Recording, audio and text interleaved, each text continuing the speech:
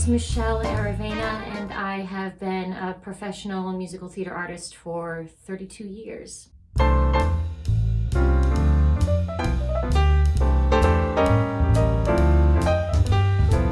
There is only so far natural talent can take us, right? If we want a sustainable career in this business, it takes a lot to take care of, your mind, your body, all those things that come with natural talent.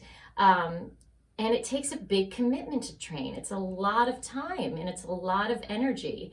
And even during these, when the whole shutdown happened, I remember for like the first month or so, I was just kind of like sitting back and letting everything kind of like settle in and like my emotions kind of do whatever they were going to do.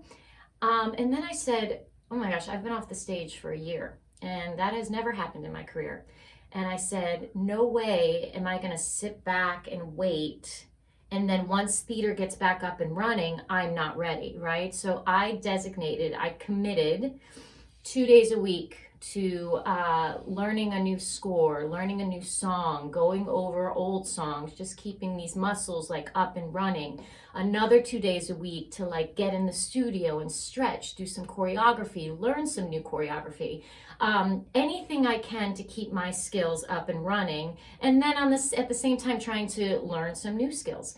But that takes commitment, right? And it is hard work. It is really hard work what we do. So to button up this question, training to me means commitment. And we never stop training. We never stop learning. We never stop trying to advance and be better. It's the artist heart in us. So stay committed.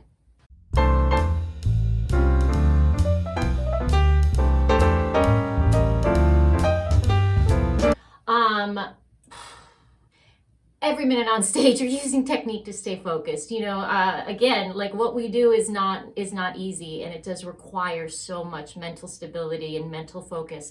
The story that came to mind, I'm going to tell this story for a couple reasons, because it's kind of a story of what not to do, but it is a story of like, because of all my training and because of my commitment to my craft, I was able to do what I did. So I did the revival of Chorus Line back in 2006 with Josh Walden. Back then we called him Joshy. And I was the original Trisha, but I covered Maggie, BB, Connie, Indiana. And as an understudy, as a swing, if you've ever done something like that, there are always certain roles that kind of like settle in a little bit easier than other ones. So the one that I struggled with was Maggie. She's the one, I don't know if everybody's familiar with the Chorus Line. If you're not, you should be. But she's the one that sings at the ballet. She has that at the ballet, all that stuff.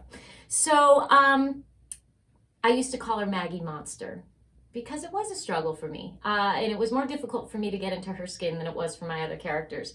It was a little bit out of my voice range, but I worked really, really hard.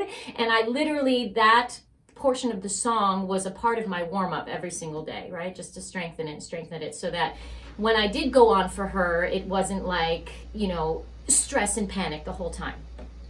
So, this is kind of like in the beginning of the run, because I think I'd only gone on for her maybe like once or twice. So we were in the opening number, and at one point, oh, excuse me, that's my heat kicking on. At one point, I was standing on the side of the stage, my character, watching the other dancers audition, and I hear psst, psst. And I look off to the side, and it's my stage manager saying, Mara, who was our Maggie at the time, had twisted her ankle in the opening number, and she said, Mara's out. You're on for Maggie. Just stay in that costume. Well, this was one of those days where I decided to be lazy, right? And I didn't do my full warm-up vocally. And I still to this day believe that was the universe being like, Now, because of my training, right, and because without even knowing, my instincts kicked in, right, and all those years of training kicked in, but in that moment, I had to shift gears completely. I had to think, okay, what's her blocking? Where's she going? Oh my gosh, I have that big song to sing. Do you know what I mean? Like that was probably one of the most intense moments in my career.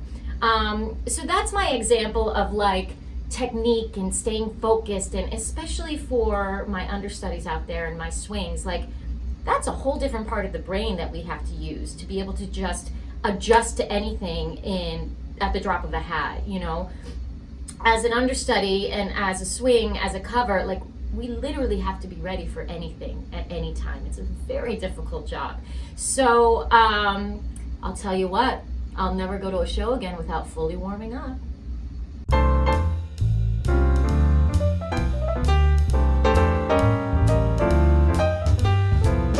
The best piece of advice I have learned in my 32 years, and someone told me this a long time ago, and it's taken some time for it to really sink in, but once it did, it changed everything.